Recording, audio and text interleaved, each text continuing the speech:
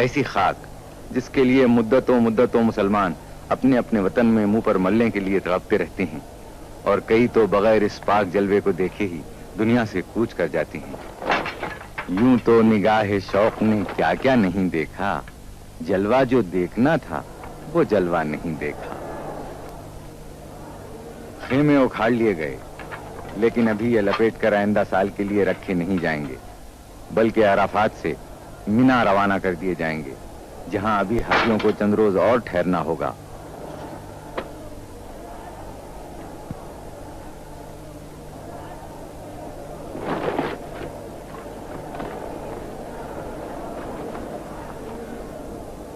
یہ خیمے ایک ہی رات میں عرفات سے یہاں پہنچا دیے گئے۔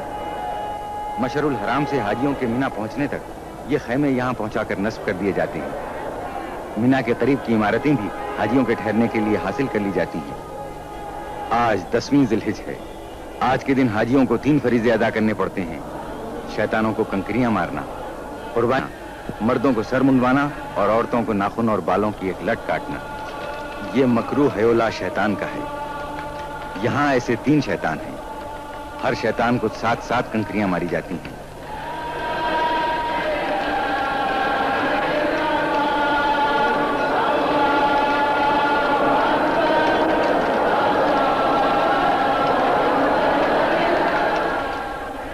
آج کی زیادہ تر کنکریاں سب سے پچھلے شیطان پر پڑتی ہیں۔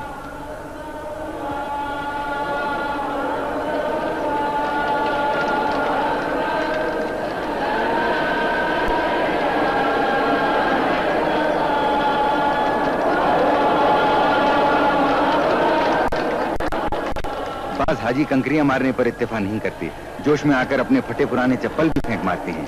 یہ تینوں شیطان جمرات کہلاتے ہیں، اور کنکریاں مارنے کو رمی جمرات کہتے ہیں۔ یہ تینوں شیطان پتھر اور گچ کے 3 ستون ہیں جن پر کنکریاں ماری جاتی ہیں۔ یہ دیواروں کے احاطے میں ہیں۔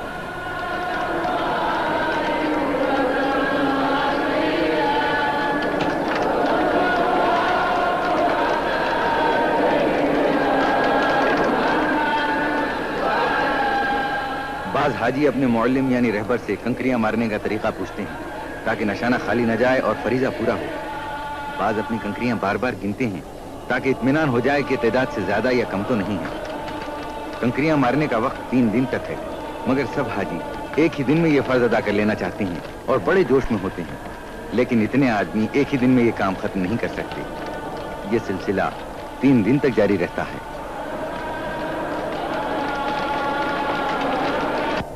10ویں ذی الحجہ کو حاجی کے لیے مینا میں قربانی کرنا واجب ہے۔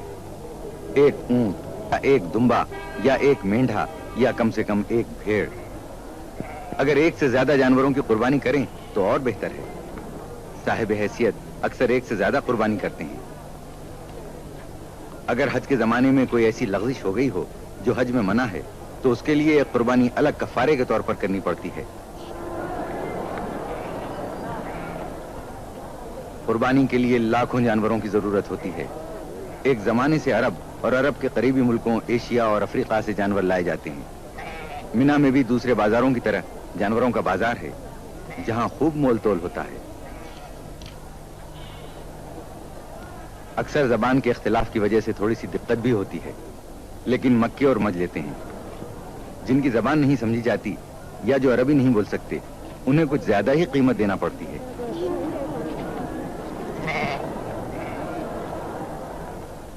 قربانی کا فرض ادا ہونا شروع ہو گیا۔ یہ قربانی حج کی قربانی ہے۔ عید قربان اس کے علاوہ ہے۔ جو لوگ خود ذبح نہیں کر سکتے ان کی طرف سے قصاب ذبح کر دیتے ہیں۔ قربانی دینے والے صرف ہاتھ لگا دیتے ہیں۔ ہر سیکنڈ قربانی کیے ہوئے جانوروں کی تعداد بڑھتی جاتی ہے اور جگہ کی تنگی ہوتی ہے، اس لیے بڑی بڑی خندقوں میں قربانی کیے ہوئے جانوروں کو بھرتے جاتے ہیں جو پہلے سے کھود کے تیار رکھی جاتی ہیں۔ قربانی حضرت ابراہیم کی یادگار ہے اور اللہ نے اس واقعے کو تاریخی اہمیت دے دی۔ مسلمانوں پر اس کو اس لیے فرض کر دیا کہ ایسی بے لوث بے غرض محبت پیدا کر لیں جس میں رتی برابر شبہ نہ ہو۔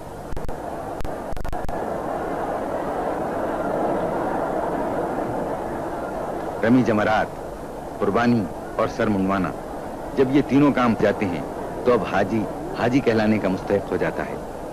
حج کے باقی اعمال میں صرف اتنا اور باقی رہ جاتا ہے کہ مینا سے روانگی سے پہلے دوبارہ رمی جمرات کرے، پھر مکہ واپس جا کر کعبے کے گرد 7 بار طواف کرے اور صفا اور مروہ کے درمیان صحیح کرے۔ مبارک تم کو تکمیل رسوم اولی کرنا، مبارک تم کو تعمیل الہ العالمین کرنا۔ خدایا ہر مسلمان کو یہ روزے باسعادت دے، دیا شوق زیارت سب کو توفیق زیارت دے۔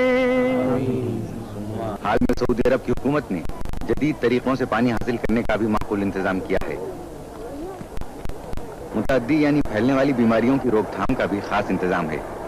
سعودی حکومت کی وزارت صحت کی طرف سے ایک کیمپ قائم کر دیا جاتا ہے۔ اس محکمہ کے لوگ دن میں کئی بار آ کر تمام دکانوں میں، خیموں میں، عمارتوں اور مکانوں میں دوا چھڑک جاتے ہیں۔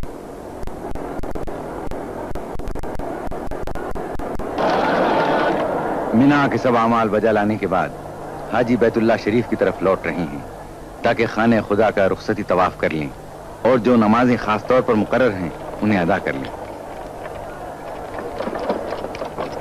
مینا سے مکہ شریف 12 کلومیٹر دور ہے۔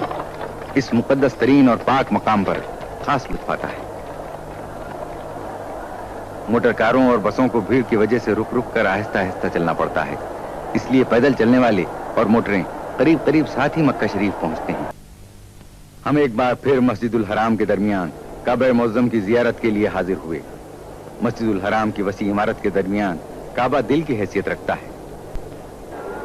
خانہ خدا جس کی بنیاد ابراہیم علیہ السلام نے رکھی اور حضور اکرم نے اس کی تکمیل فرمائی۔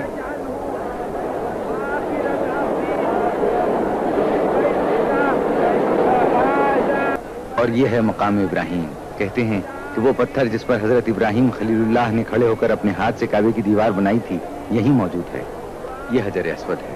حضرت محمد مصطفیٰ صلی اللہ علیہ وآلہ وسلم نے اپنے دست مبارک سے کعبے کی دیوار کے 2 پایوں کے درمیان نصب کیا۔ کعبے کا غلاف سیاہ رنگ کے موٹے بنے ہوئے ریشم کا پردہ ہے جو خانہ خدا کو اپنی آغوش میں لیے ہوئے ہے۔ یہ کعبے کے اوپر سے نیچے تک چاروں طرف لپٹا ہوا ہے۔ اس میں بڑی کاریگری سے بنائی میں نہایت خوشخط قرآنی آیتیں تحریر کی گئی ہیں۔ آیتیں وہی ہیں جو اللہ تعالیٰ کی طرف سے حج کے احکام اور تمام دنیا کے مسلمانوں کو آپس میں اتحاد و اتفاق قائم کرنے کی تعلیم دیتی ہیں۔ حاجیوں کے مینا سے مکہ آنے کا سلسلہ جاری ہے۔ ابھی تک سب لوگ مکہ نہیں پہنچ سکے ہیں، اگرچہ مینا سے مکہ کا فاصلہ کچھ زیادہ نہیں، باوجود کہ سب راستے یک طرفہ کر دیے جاتے ہیں، یعنی ادھر سے ادھر آنے والوں کو راستہ ملتا ہے، ادھر سے ادھر جانا بند ہوتا ہے۔ سعودی عرب کی پولیس بھی بڑا انتظام رکھتی ہے کہ سفر میں ذرا سی بھی رکاوٹ نہ پڑے۔ گاڑیوں اور پیدل چلنے والوں کی قطاریں الگ اور قاعدے سے بنا دی جاتی ہیں، پھر بھی اتنی تعداد میں گاڑیاں اور پیدل چلنے والے ہوتے ہیں کہ آسانی سے آگے بڑھنا مشکل ہوتا ہے۔ سفر کی رفتار بہت سست رہتی ہے۔ بہت ممکن ہے کہ حاجیوں کا آخری دستہ آدھی رات کے بعد مکہ پہنچ سکے۔ یہ ایمان کا جوش، یہ حج کا شوق 1400 سال سے جاری ہے۔ اس میں کوئی کمی نہیں ہوتی بلکہ زیادتی ہی ہوتی جاتی ہے۔ مینا ساری دنیا میں اکیلا شہر ہے جو سال بھر میں صرف 3 دن تک پورے جوش و خروش کے ساتھ یہ جاگتا ہے اور پھر سال بھر کے لیے آس پاس کی پہاڑیوں کے دامن میں منہ چھپا کر موت کی نیند سو جاتا ہے۔ قدرت کا شاید یہ بھی منشا ہو، انسان اس سے عبرت حاصل کرے کہ آدم سے پہلے یہ زمین خاموش تھی، ویران تھی، پھر آدم اپنے گناہوں کی پاداش میں زمین پر بھیجے گئے۔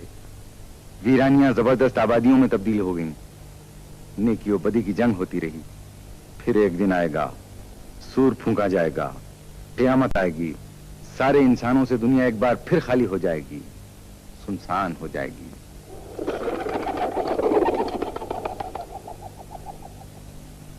یہ کبوتر بھی کسی زندہ مقام کی طرف اڑ کر جا رہے ہیں۔ گھر خالی،